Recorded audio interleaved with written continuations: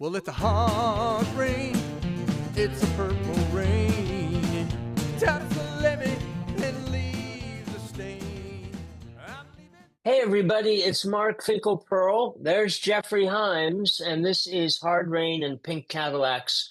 Welcome back to the show. Amy Rigby today, very talented songwriter. She has a new book that she wrote called Girl to Country. It's a memoir. Jeffrey, tell us why we should pay attention to Amy Rigby and what she's up to. Yeah, Amy is sort of a secret that it's treasured by critics and other songwriters, although the wider public may not know her as well. She's very funny. She's very sharp in her descriptions of things. She draws on her own life a lot in her songs, which are really great. And she's written these two memoirs, the first about her time in New York and this new one about her time in Nashville. And this interview talks a lot about, the similarities and differences between writing these songs about her life and writing these memoirs about her life. And, the new book sort of starts with her moving to Nashville and making friends with a lot of well-known songwriters there. And then she goes through a number of romantic relationships that she describes in detail and ends up with reckless Eric Golden, who was, part of the Stiff Records with Nick Lowe and Elvis Costello back in the heyday, in the late 70s. So it's a fascinating story. It's a fascinating interview. Her latest record is called Hang In There With Me, but, her whole catalog is really worth tracking down. Yeah, this was a great conversation. We hope you enjoy it. Here we are in conversation with Amy Rigby. Amy Rigby, welcome to Hard Rain and Pink Cadillacs. It's so great to have you here. Thank you for coming. Thanks for inviting me. Thank you. So, Amy, I was just looking over that long feature story I wrote about you for No Depression in 2000. And there was this one exchange where you were talking about, even when you're in your 40s and a lot of people your age have sort of given up on love and romance and sex and everything, and that you weren't willing to do that. And the same thing was true of your music career, that even though you hadn't had the sort of big hit or the big splash that people are always looking for, you weren't willing to give up on that too. That was too important to you. And can you talk about why those two pursuits are so similar and why you were resolved to stick with them no matter what? Well, I guess they're similar because they're both very unpredictable. You can't really dictate the outcome of either of those things. And you can't really, you can't control what's going to happen. You kind of have to just go for it and hope for the best, and results may vary. But I think a lot of people at a certain point do give up on it, and you always struck me as someone who was going to stay after it no matter what. Well, I guess I just have a belief in both love and in art, and the importance of both of those things in our lives, and in my life anyway. I didn't feel like I could ever really give up making some kind of art, be it like music, writing, drawing, and so that was part of the reason why I moved to Nashville right around when we did that interview. I had moved to Nashville hoping I could make a living through music, through hopefully getting a publishing deal, which I did manage to do. So I guess I've always been willing to put myself on the line for either of those things, and sometimes it can be disastrous. But I guess it's just like maybe that's like that lack of fear I have about it, that kind of has part of it is curiosity, like, well, if I do this, what will happen? And in both realms. And right. So I was just telling a friend, was asking like, oh, how did you and Eric get together? And my husband, and now we've been together 20 years. And and I kind of told her like, oh, and then we like got a house together in France, and she was like, and that was that was how you started, like you'd never lived together before, you had it, and it was like, yeah, we just kind of went all in. I never really thought twice about it. It was like, we're doing this, and it just seemed there was, I didn't have any nagging doubt that said like, this might what if it doesn't work out, you'll be Right. stuck in the French countryside. Uh-huh. But anyway, like I didn't have that kind of fear about it. It was like, it'll all somehow work out okay. And we only lasted in France for 5 years, but I think that was we gave it a pretty good shot. It was just like kind of too hard to make money Right. there, and just a super inconvenient place to live. So unless you were totally retired and wanted to like raise animals and stuff. But anyway, we were But it seems like there's a love and art are so much a part of our youth, and a lot of people at a certain point sort of say, oh, that's childish things, I'm going to put them aside. And then there are other people, like maybe you and me, who feel like, no, you can never let go of those things. And why, hoping that you could put into words, why art is, something you're not willing to do without, and why romance is something you're not willing to do without. I mean, to me, they seem sort of like the whole point.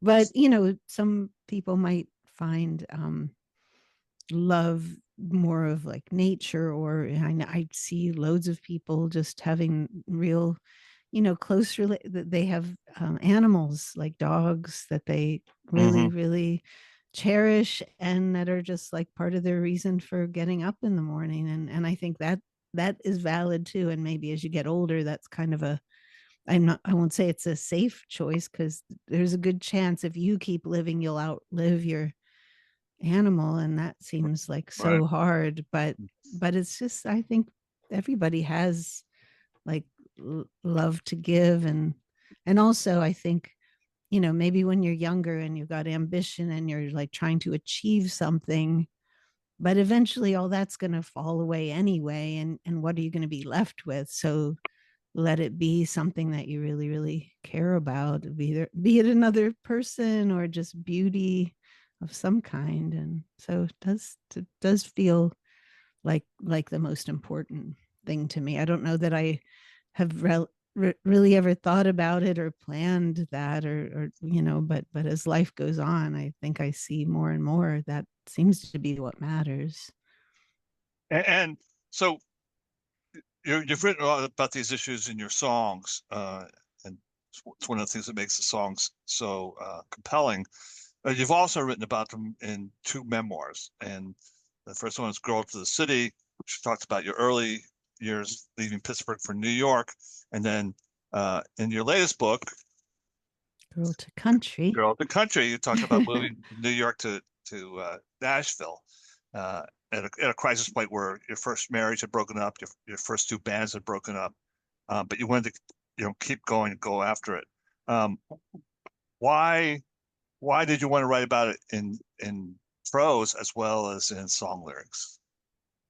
I think the first book, I think I thought I could make money writing a book, and that was really kind of what an agent, this was like way back around the time of Diary of a Mod Housewife, an agent got in touch and was like, oh, you should write a sort of just some this was way before Patti Smith's Just Kids, way before all the musician memoirs that came in an avalanche in the 2010s.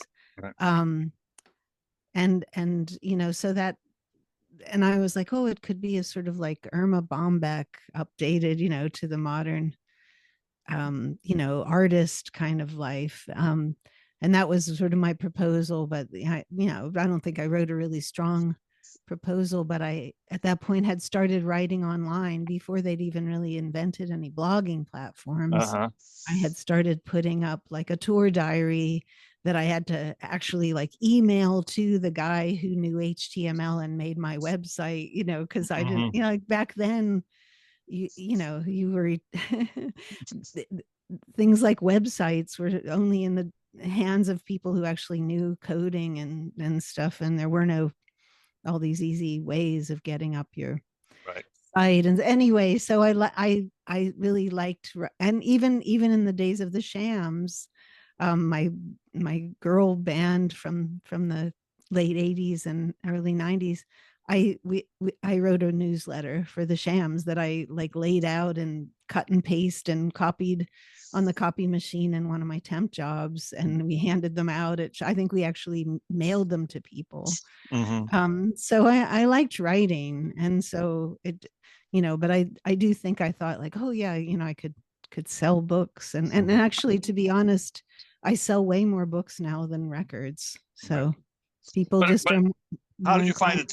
How did you find the difference between writing lyrics, which are like have to fit a meter and rhyme and fit the music, and writing prose where you have more freedom, but you have like more room to fill up?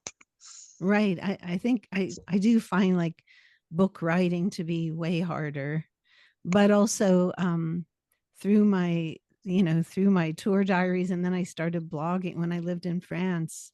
Then there was the Blogger platform, and I was isolated in the French countryside, and there was a whole expat blogging community, and I started writing like sometimes 3 times a week, just writing about my experiences in France. And part of that for me was writing practice. I really at that point was I am going to write this book that I'd kind of tried. I looking back through old journals when I lived in Nashville, there's so much like, I'll write a proposal, maybe I could find an agent. A lot of time and energy spent wondering like how I could sell this book, but not actually writing it, because writing, I think, is something that a lot of writers, a lot of people want to write, but they put off the actual act of writing because it is really hard. Whereas songwriting for me is just like, it's all like magic, like if I get an idea, it just start and really kind of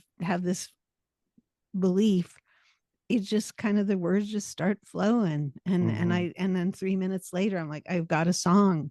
It just came, and it's got you've got melody, you've got rhythm, you've got, even like references to other songs and harmony that's kind of built in there that makes you feel a certain way. You've got all that like propping you up, and adding to it. Whereas with just the words on the page, it is much more, you have a lot more work to do, I think. But there must be something you were getting out of writing in the prose to put the work in. Oh my gosh. Yeah. Like, as if I write even like a blog, or now, I write on Substack, but if I do it right, and I get the same feeling I have when I finish a song, like I'm kind of laughing and crying at the same time, and feel like I shared something that will connect with somebody. And it's the same kind of impulse, I guess, that makes me want to do both. So, sorry. So both you and Mark have roots in Pittsburgh, and maybe I want to ask you about that and go back for a moment, because first of all, I grew up in Shadyside. I'm born and raised. Okay. I went to Central Catholic. When I came of age, I was hanging out. I was going to hear music at the Decade and at Graffiti and O'Rourke's and Squirrel Hill. I was not much of an Electric Banana guy, but that's beside the point. So, but tell me about the scene when you were growing up, and how that affected you. And specifically, it's interesting to me to hear you talk about this lack of fear in your life, and this notion that you didn't have any nagging doubt about a lot of the decisions that you made. And to me, that's a very Pittsburgh thing. And I wonder if there's a connection there in your deep history with that attitude. Well, as far as a scene in Pittsburgh, I left when I was 17 and the drinking age was 21, and I never set foot in a club. I went to arena shows. That was Pittsburgh for me, was the early 70s, going to see Elton John at the Civic Arena, hearing my brother like coming back from seeing Ian Hunter and Mick Ronson at the Syria Mosque. Yeah.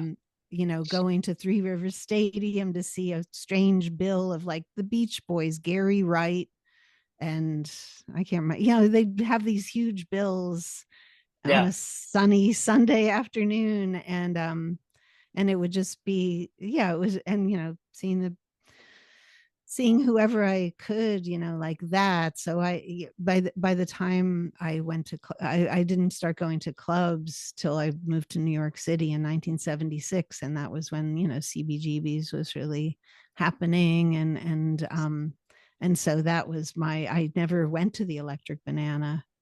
I played at the Decade, or maybe Graffiti. I don't think I played at the Decade, but anyway, but that was years later. So I kind of, over the years, I've met like a guy who called himself Johnny Angola, but he wasn't, I can't remember what his band was called. I've met people who were in these punk bands from Pittsburgh, but I never saw any of, I think maybe I went to see one of them when they came. There was the Cynics, and there, I've Sure, definitely, the Cynics were a big one. Yeah. Where were you? Where were you living, and why were your parents there? What's that deep history?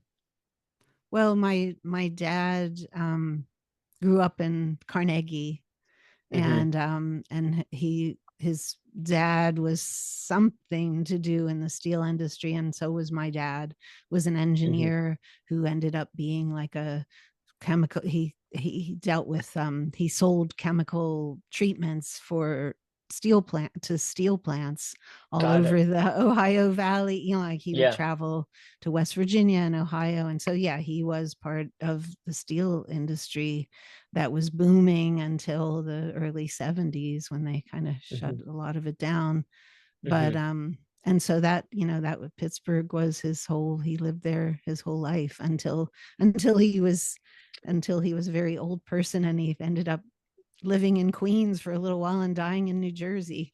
So it's kind Wow. of a strange, but anyway, but he was very Pittsburgh, but he wasn't like a sports guy, or, like that was, to me, that was Pittsburgh, because I grew up Mm-hmm. with four brothers, and Pittsburgh was like going to going to mostly to Pirates games. Mm-hmm. Um, and then, and they were at South Catholic, so they were playing your Right. school, and Yeah. but anyway, so, and my mom was from northwestern PA, and What town was she from? she was from outside of a town called Bradford, Yeah. which is pretty close to Jamestown, New York. So it's like Right. way Yeah. Near up Lake there. Chautauqua and that whole area. Kind of, yeah, up there, way west, Yeah. Western Pennsylvania. But and she had gotten a job for like Bell Telephone as like a switchboard operator or something down in Washington, PA. And anyway, so yeah, they were Mm-hmm. very much the Western Pennsylvania people. So what Mm-hmm. was it like when you were 17 and landed in Manhattan, right as the Ramones and Yeah, Patty and everybody was just happening all at once?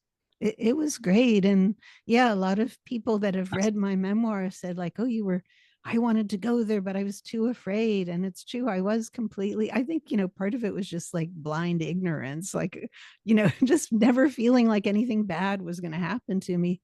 And thank God, I was actually pretty lucky in that regard. But it was just they told us, because I went to Parsons School of Design, and we lived at NYU, which was not as big a footprint of Manhattan as it is now, but it's still that took up a lot of real estate in the sort of west east village border.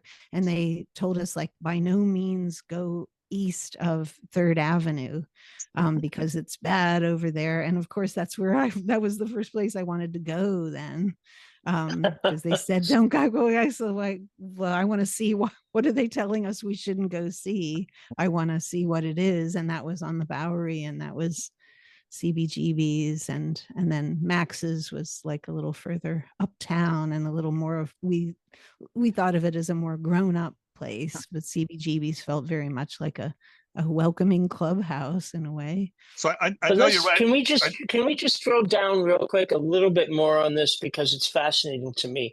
This lack of fear, this lack of fear that you have exhibited across your life, this notion of not thinking twice that you talked about before. How does that, where does that come from, Amy?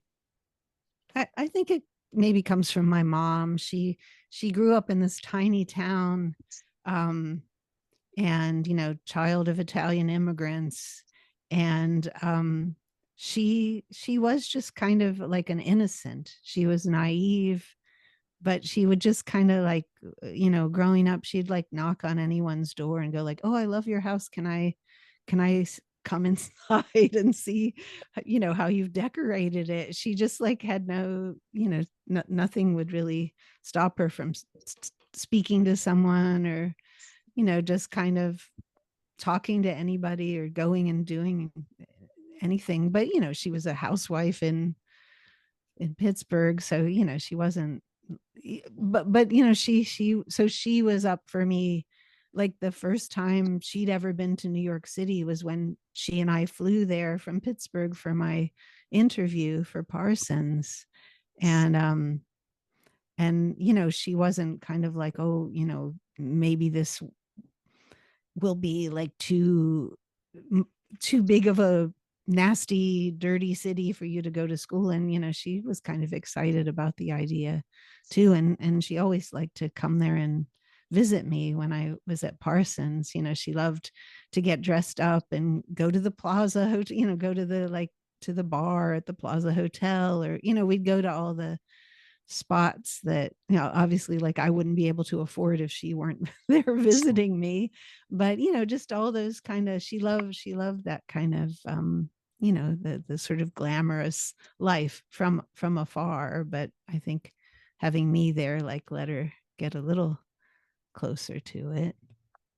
You describe what it was like to, sort of paint a picture like you do in your first memoir, about, going to CBGB's and seeing Patti Smith. What did it look like? What did it feel like? What's that? How did I do that? Or what? I'm sorry. When you were there, what were you What was seeing? the vibe? What was the vibe? Yeah, I mean, I guess I felt like I did capture that really well in my first book. I felt like as I was writing it, I was almost there back in my 17, 18-year-old self, looking at things. And it was just kind of like a dark, dirty wonderland of, kind of like bar lights and the smell of beer, and just kind of people in leather jackets, but not, it wasn't like the caricature of punk that everyone came to think of as like spiky hair and dog collar. It wasn't like that at all. It was much more, mid 70s, like people didn't look that unusual at that point. People were just kind of, the guys still had longish hair, and some had mustaches even. It wasn't, it wasn't all like spiky hair and stuff.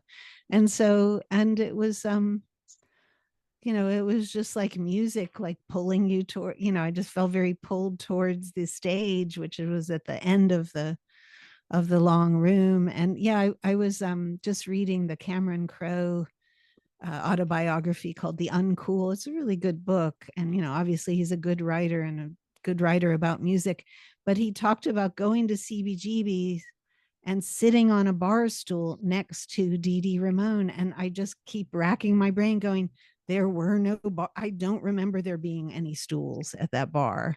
I feel like I spent so much time there. Yeah, so it was just like a long bar, tables and chairs, and then the stage, and you could kind of walk around the side of the stage, and the dressing rooms were like right to the back of the stage. but to go to the bathrooms downstairs, which, you know, they're kind of famous how horrible the bathrooms were, but you had to walk past the dressing room, which was totally open. So it just felt, after like going to the Civic Arena and seeing, you know, David Bowie or the Beach Boys from like such a distance and feeling like, was it really them? They were so far away, to just feeling like, oh, they're just like us. The Ramones, they're there in the room right behind the stage. They're actual people, you know, that go then get out on stage and do this stuff. And it just kind of took down the barriers, I guess. That, you know. And even though your records don't really sound, you know, like the Ramones or Patti Smith, there seems to be a kind of influence nonetheless, you know, a sort of an attitude that you took away from it. Is that fair to say? Yeah, I mean, it was really, the spirit of it was that it was just very direct, and it felt like you didn't have to be a certain sort of technical wizard to get up and convey your feelings, and your, and it was partly the energy of it was just felt like so compelling. I didn't feel connected enough that I felt like I could write those kind. I didn't feel like I could write songs until I heard country music, and that felt much more like, oh, they write about like everyday things, real life. It was that really kind of common man kind of poetry that spoke to me more as a writer, but the musical like passion, I guess, of the punk bands and the energy and just the kind of DIY aspect of it, I really related and liked that. So you were an art student, and then were you already playing guitar at that point, or? I wasn't, but we started our own club. We, like, one of my brothers moved to New York and also went to Parsons, and then with friends from the dorm and stuff, we said like, oh, why don't we make like a space where we can just dance and stuff. And we all kind of pooled our not pretty minimal DIY skills, and we built this club on St. Mark's Place down in a basement. And we just not to play in, but just to like play records and have a dance party, and that was called Stinkies. And yeah, we put up flyers all around, charged $3, which included all the beer you could drink. And yeah, people just came from like all over. It felt like all I remember Larry Rivers, the painter, like walking up to the door and us going like $3. It's $3 for everybody. I think even though we'd worked on it for weeks, we all paid $3 each to get and that's how democratic we were trying to be. And then that eventually became part of this club. It turned into a club called Tier 3, which was kind of downtown where the Mud Club was. And the Mud Club was kind of more like sophisticated and kind of like, you know, older, that people were like in their mid-20s. So we thought they're older, you know, because we were only 19 or something. And so we were, yeah, just more like a free for all for bands to come and play. And so that was really more my connection to music at that time, was not so much playing, but just kind of being part of this, like a clubhouse that was putting on a lot of bands that I revered, like the Slits and the Raincoats came from London to play, and that they were all women, and that was very, very powerful and meaningful to see that. So, but then you heard country music and you did start writing, you did start playing.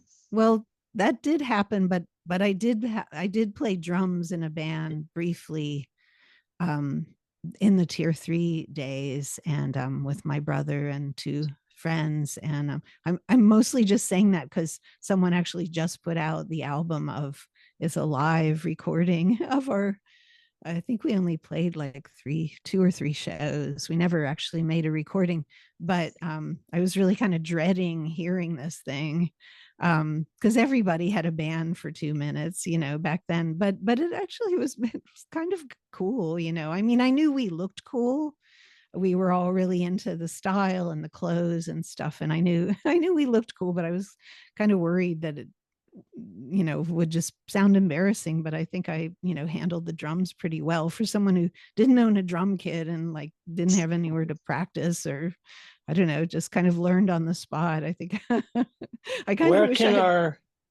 Where can our listeners find that recording if they want to It's seek called it out? it's called the Stair Kits live at Tier 3, and it's available through Feeding Tube Records, and yeah, it's up on Bandcamp, and yeah, at record stores too. They actually pressed I think they pressed 500 LPs, which, knowing as a artist who presses up some of my own music, selling 500 records these days is it's no easy feat. So but as a it's kind of a good like time capsule curio. So yeah, worth checking out. So Did you finish at Parsons and get your degree? I did in 1980, and then I actually went to London for a year to St. Martin's. I got a scholarship even though I'd finished. I really wanted to go to London, and it was free to go to school there. So I just went again. I just like with no kind of just like packed a suitcase. I think my parents paid for my plane ticket and probably gave me like $50 or something. And I just like went to London, lived in a squat. So no rent. I didn't, it took me a couple months of couch surfing, but I finally found, like through a friend, a free place to live, because squatting was still happening in London there, where if you could break into a place without breaking anything, and the place was empty, you could actually take ownership of it. You could and so anyway, it had no bath. It just had like a cold water, no shower, no bath, just like had to go to the public baths down the road. But anyway, wow. I just lived. I ate bread. That was pretty much like I just lived on nothing. I did some badge. There was a company called Better Badges that made pins, like little band pins. So I worked for them. I did some fashion illustration. Like I took my portfolio around and found some work, and just live there. I didn't really stay in school I kind of just wanted to be in London. So it sounds like this is the moment where the Clash are around, the Pretenders with James Honeyman Scott and Pete Farndon. I mean, is that the scene you walked into? No, musically? they'd already come to New York by then. So Okay. this was 1980, 81. Things were, yeah, it felt like things were kind of moving on from punk. And but the Raincoats were, I'd become friends with them when they played in New York, and helped them, like put them up and stuff like that. So they were actually my friends in London, and kind of, yeah, helped me find that place to live. Gina Birch from the Raincoats, it was her old squat. And so that was things were kind of the while I was in London, the Clash played at Bond's Disco in Times Square, which we all felt like, oh, this is kind of the end of they are now like for the public. Yeah, they're too big now. It's all kind of gone more mainstream. And that was when I started discovering country music, like old records, because it just felt like, there was rap was happening sort of on the street in New York. When I came back to New York, because I missed it, and it felt like that, all of that, like Grandmaster Flash and The Message was playing like out of these boom boxes, suddenly were everywhere, and all of that. But that it felt very much like, that was really cool and interesting, but it wasn't like something I felt like I could contribute to. But started just finding old country records and meeting a lot of Southerners that felt like there was a real wave of people from down south moved to New York City in the early 80s. And So yeah, just, they all had like cast iron skillets, and they all, I don't know, like there was a lot of Southern writers at the time that, like I remember Bobby Ann Mason, Raymond Carver. There were these, Raymond Carver wasn't from the South, but these short stories that were really like felt like songs in a way. And yeah, Flannery O'Connor, kind of suddenly everybody seemed to be reading these writers again, Carson McCullers. And yeah, so I really liked that, just discovering all these things about the South and country music, and songwriting was one of the things that seemed kind of exotic at the time. And what was it about old country and punk that sort of fit together in your mind? I think I think part of it was a sort of an attitude, like it wasn't as dead serious as some of the other rock music, and it had a wit about it. And I always felt that at least punk had a visual wit about it. Things were witty, they were kind of clever and designed to make, they kind of took something that you thought to be one way and made you think a different way about it. And I felt that about country music. Like I just remember hearing, it was a duet between, I think it was Merle Haggard and maybe George Jones. It wasn't George Jones, maybe Willie Nelson. I'll have to look. No, Waylon and Willie.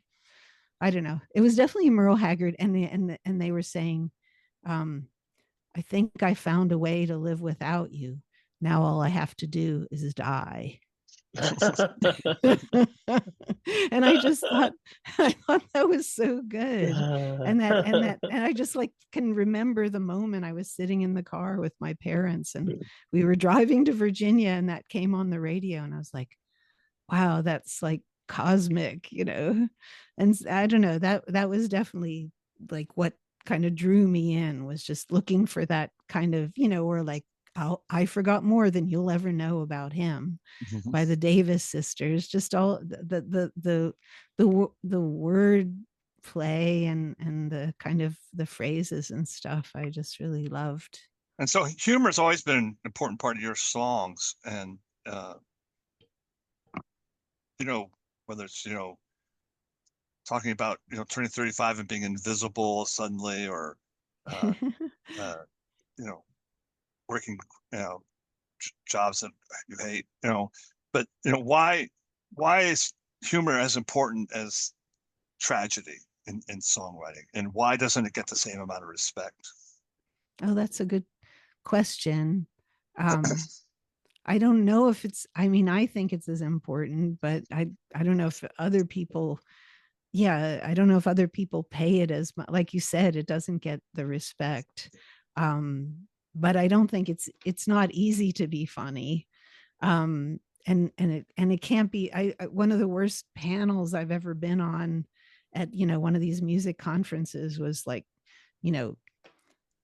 all about like how to be funny in songwriting. And it was just like, you can't tell someone how to do that.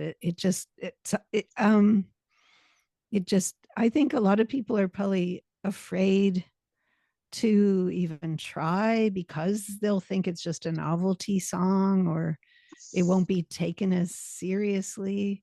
But I think, it is just like such an important part of life. And a lot of times the things that make you laugh in 1 second also kind of are, it could just as easily be crying, but it feels more pleasant in a way to laugh. Can you give an example of a song of yours where you used humor effectively, you think? I think like Cynically Yours, I love you 100% of the amount I'm capable of loving you. And that, and it just kind of follows on from there. That song maybe is a little on the lighter side, but I think I have some that have maybe just one line that's that makes you laugh, but you're also kind of wincing at the same time. Like there's this song called Back from Amarillo, and that's the one that mentions Cleveland. And I'm just trying to remember if I can get in on that verse. There are places that you hear of all your life, but never make a, oh shit, I'm sorry, I can't remember anyway. But that song is quite wistful, but then it puts in this line about, um, these places that you'll think about and that are part of you, except maybe for Cleveland. Now, now to me, that is a funny line, but when I sing it, I always cry because it came from the truth of me being in Cleveland and it being a really hard point in my life. And also, being like that, I really found myself like very endeared by Cleveland. Like I actually have a fondness for it, but how it just, really did like chew me up and spit me out too. So I don't know. So I think that is like funny ones can kind of, they're like you are laughing to keep from crying. So talk about this second volume of your memoirs, about basically your years in Nashville, and you talk a lot about what it's like to be a musician who's like touring, but touring small clubs and house concerts, or as an opener, bigger acts, and making records on small labels, and getting good reviews, drawing modest crowds, and sort of staying in the game but not sort of breaking through. And you sort of strip the glamour off of that life, but also reveal something worthwhile nonetheless. I hope it seemed worthwhile. That was, as I was writing that second memoir, it was really trying to find a balance of not wanting to look like some sort of victim or going like, woe is me, why didn't I get and the only way to do that was to be like completely honest and remember the good parts that happened too. And also just kind of like adding it all up and going, yeah, like you've been to all, like you're actually really kind of familiar with all these places that some people only get to go to once in their lives, and like one of my brothers, we were out in LA for my daughter's wedding, and one of my brothers was riding in the rental car with me, and it was like, she drives like a native wherever she goes. And it's true, I've driven in LA so many times, like I've driven in Boston, like I've driven in pretty much every city, and just have a lonesome highway in the US that I kind of feel at home there. So I think just like in writing my first book, I grew to I felt a real appreciation for things that maybe I'd thought of as having been they were difficult, and even relationships that I had, like even with my dad and stuff, I ended up coming to peace with them through the first book. I think with the second one, I felt like the same thing. I kind of felt an appreciation for them and hoped, that would translate to a reader, because you don't want to just have a litany of like your failures or your even though there are a lot of kind of like things where it just kind of looks like kind of like a little bit sad. You don't want to paint yourself as the worst loser. But the book is sort of structured sort of like a novel almost, with around sort of three major relationships. You're sort of a comfortable relationship with your drummer, and then sort of exciting, damaging relationship with the doctor in Alabama, and then finally your romance and marriage to Eric Golden. And how did that architecture help you write the book? And why were you able to be so open about these relationships, which were, not always, successful. Right. I mean, I guess I can't be any other way when I'm writing. I can't not be honest. And obviously there's things I left out, but it was interesting because I sent my daughter an early draft, not an early, it was kind of maybe like my fourth draft or something. And she felt, I think a lot of the things about this abusive relationship that I had that was really pretty damaging for her too. And she'd probably blocked a lot of it out of her mind. And she just was like, it was too much, like, I really liked the part where you and Eric got together. And I was like, that's like a really good, I think that helped me balance things out and make that third part, kind of like more, give more weight to the positive place that I found myself in at the end of that arc. So I think I had earlier gone a little heavy on the bad damaging, but when I looked at it on the timeline, it was like, God, it really was only like a year and a half, 2 years. It did cast a long shadow over kind of the next 20 years of my life, really. But it felt really good to change it and make and shape it a little bit more like that. So I'm sure my daughter probably doesn't want to take any credit for it, because I still don't know how she feels about the whole thing. But I think that the architecture just kind of like worked itself out. Also, another really, I don't know, from a writing standpoint, I found this to be interesting. In my like third draft, I wrote everything in the present tense. Kind of like a novel, like one of those novels you'll read where we're just like, I grab the door handle, I launch myself out I had to do it that way somehow to write through some parts of it that I was having trouble with.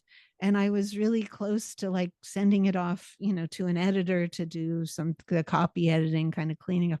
And then I read this great memoir by Keith McNally, the restaurateur, Odeon and Baltazar. I regret almost everything. Yes. And it's such a great book. And I was reading it and he is so honest about all his failures and every kind of mistake he made.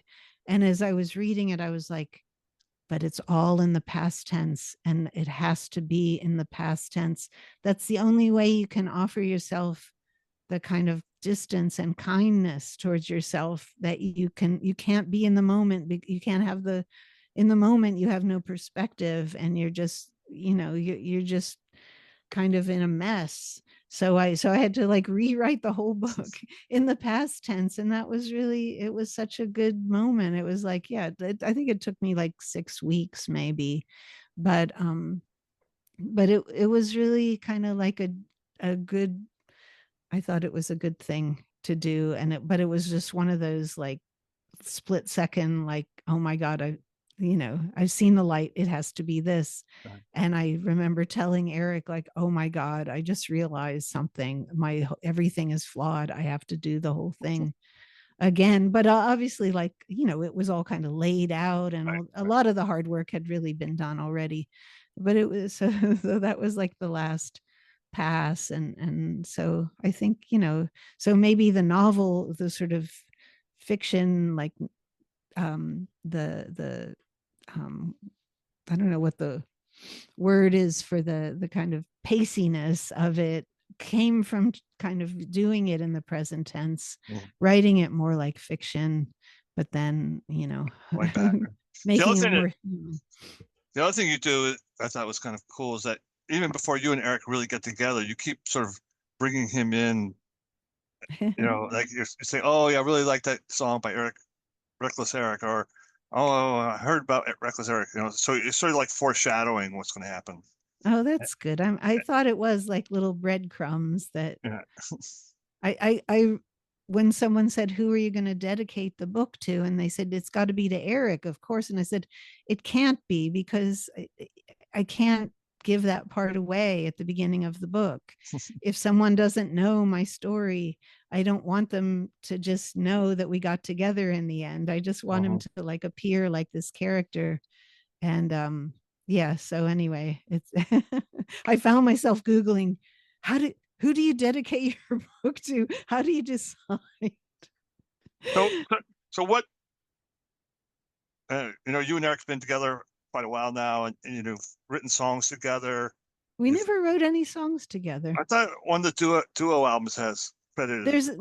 There's a few that he wrote the lyrics and kind of had the feel of the song, but he just didn't have chords for them, and I supplied the chords. And maybe I think there's like 3 that we kind of did sort of pool ourselves to, but we never like I've sat down in rooms with total strangers and cranked out songs, but we've never done that co-writing. So I guess what I'm trying to say is that, how do you manage to keep your professional and personal lives on track so that there's ground rules. I mean, you do perform together sometimes, you have recorded records together, and but you also have separate careers, both of you.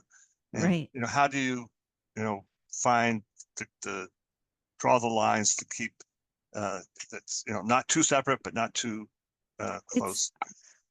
It is a good question, and it's always changing and evolving, because like when we first got together, we played together just for like, I don't know, 7 or 8 years. Just we didn't do gigs separately. And then when we moved to America, I think we just thought like, we need to make more money. We need to both be working, like, and also we both just kind of wanted to make records of our own.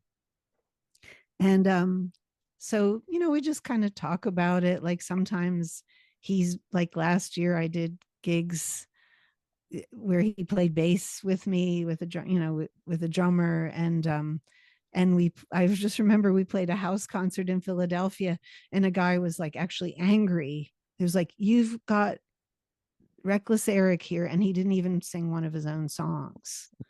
And I thought, oh gosh, was that ungracious of me to not have him? But he's just the bass player. I'm sorry, like he was just playing bass.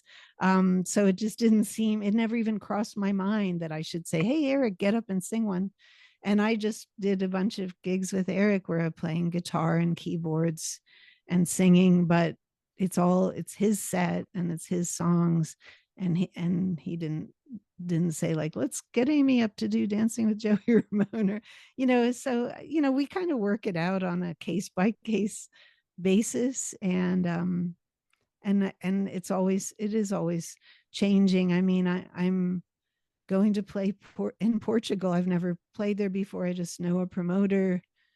I was there. We went last year to visit some friends, and I really liked it and thought, I love the music I'm hearing while I'm in Portugal. Just makes me feel like I should come and play here. And so I got some gigs, and Eric was like, oh, do you need a bass player? And I was like, I don't really want to do it like that. I just want to play solo. So I'm sorry. You could, we could meet up there or something. I don't know. You just have to have a conversation like about everything, that happens. So, but somehow you've made it work on there's a lot of marriages or partnerships when there's two writing performers haven't been able to make it work because it's conflicts, jealousy, or whatever. And what is can you put into words what you have to do to make it work? Be old like us.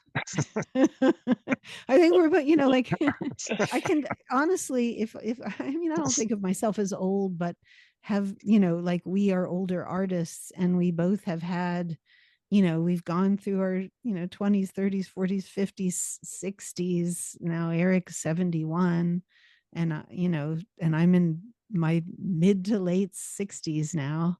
And I think had we been in our 40s or something, it would be harder. It would be, you still have this fiery ambition, I think, when you're in that part of your life that we both just, not to say we don't both don't have like hopes and dreams for things we might still accomplish, but the thought of like selling the other person out to like get somewhere further, just seems like, why would you want to do that? Like it just wouldn't be worth it. There'd be no, I don't think there'd be the only opportunity maybe that would come up that I would just go like, it would be because somebody actually emailed me the other day and said, Elvis Costello is doing this whole tour of the UK. You should get to open for him. And I would like, Eric would never speak to me again. And I would just not want to do. And it's nothing that it's not that like there's some, animosity or like, some horrible thing between them. But I could never do that. It wouldn't like, and I hate to say it doesn't suit our brand, but it would just like not feel right, because it just would be like going to the other camp or something. And I would never, I don't care, it just I wouldn't feel good enough to make it worth it. But, those are those kind of opportunities you really have to like scratch and claw for. And so it certainly wouldn't be, if it was Neil Young or something, that would be fine. So on your your latest record, which came out last year, the first two songs are Hello 60 and Too Old to Be Crazy, which sort of engage with these questions we're talking about, how, the first one, Hello 60, is sort of goes decade by decade, and each one has its own challenges. And you talk about, why there are different challenges when you're 30 or 40 than when you're 50 or 60. Yeah, I think you just you have a lot of different things going on in your life, and different you're just at a different stage. I mean, and I'm a mom, and I can see that my daughter's 20s were way different than her 30s, and part of it is just I don't know, when you're not even 30 yet, you feel like there's a lot of things you have to get done by then. And then as you gain experience, I guess you kind of start maybe easing up on what you think you should do and what you want to do. And I think it's just all the as the experience goes on. Yeah. Plus also, like if you're a woman, obviously, like when you're 20s, 30s, you can still bear children, and into your 40s. And after that, you can't, like it's a physical fact that you're not going to have any kids unless you want to be like a medical miracle or something, like after 50. So you really like, like literally your life is a different kind of life at a certain point. And so And how did you turn all that into the song? Just like whatever flowed out. I was actually watching we were at a concert watching Bob Weir up on stage, and I there's something he was playing on the guitar, and I was like, I want to do that in song. And I just got a rhyme in my head, and 20 was funny, 20 was tough, love, money, never enough. I just was kind of like, what can I remember so that when I walk out of here, like I'll remember what. And so that was just like what was I just kind of kept it going in my mind, like as I was watching the show, and then like jotted it down probably in the car on the way home or something. But it felt like it felt like it added up all right. I think the only line I really worked on was 50 was a film by Mike Lee. That kind of came a little bit later, because I just didn't have the right feeling for that. And then it just popped in my head one day, because we probably watched another Mike Lee film. and then Too Old to Be So Crazy, that one just I think we'd been watching a lot of the series called Nashville, which I loved. And I just wanted to write like one of those kind of good old fashioned, like, one of those country type songs, that was real rockin', and so it just kind of, the the words just kind of flowed out for that one. And yeah, just one of those songs that's really fun to play live. And yeah, it was not easy to record, but so we kind of, worked quite a lot on the recording of that one, because you don't want to do the obvious thing that you're gonna, I don't know, it's nice to have it, to come at it from like a different, I didn't want it to, it wasn't going to be like a Raina James record, Right, right. Well, Mark? as we wrap up here, tell us exactly where you are. Are you near London right now? Where are we speaking to you? And tell us what's next on the agenda. What are you working on now? Well, I actually did go to London yesterday, which was really nice. I'm like 2 trains away from London, so I took like a 20-minute train journey and then a 2-hour train ride, because I'm in the county of Norfolk, which is on the North Sea, sort of to the east of London. And yeah, so I took the train down and the train back in the same day. I just wanted to see the Christmas lights. And I do, I mean, I know London pretty well from living there, and I've spent a lot of time there over the years, but I wouldn't want to live there at this point in my life, I don't think. Just like I don't think I could live in New York City, but never say never. But yeah, we live in this little, it's called a market town in Norfolk. And yeah, you can walk to the train from here. It's got supermarkets and a cute little like market square, and some very, very historic buildings, but also some really kind of drab looking like housing developments. And just, yeah, it's kind of a real mix and real like workaday town. And yeah, I'm going to the US in January. I'm gonna sing a song at a tribute for Jill Sobule, who tragically died last year, this past May.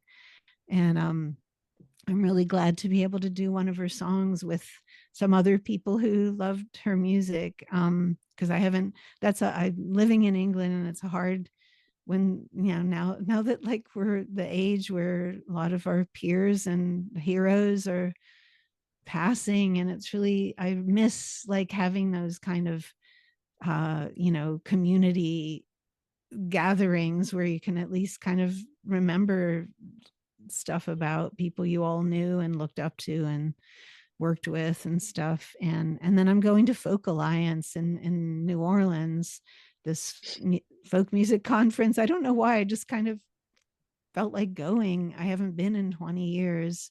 I guess someone said, so does that mean you're still want to work? You still want to look for gigs? And I'm like, well, I don't think I'm ever going to retire. But I thought it just would kind of be nice to be at a gathering of a bunch of peers. And I proposed a panel about touring as an older musician, and like as an older solo musician, not Mick Jagger. Right.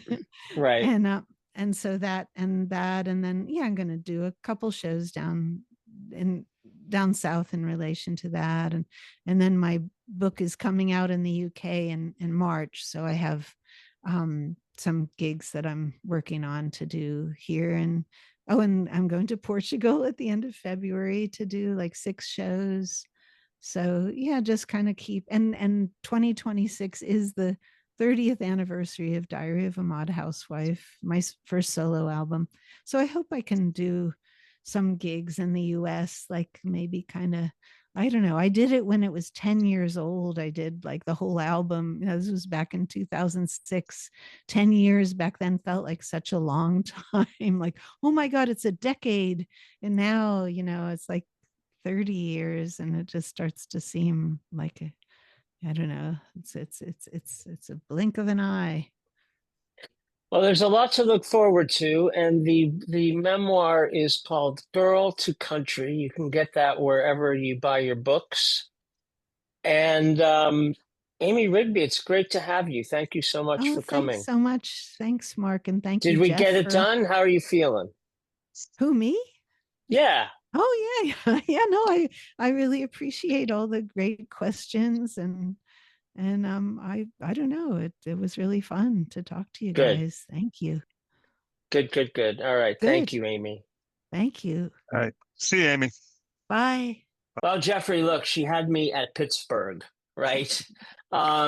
She's delightful. I saw her live once here in Washington, D.C., um, but didn't know too much about her.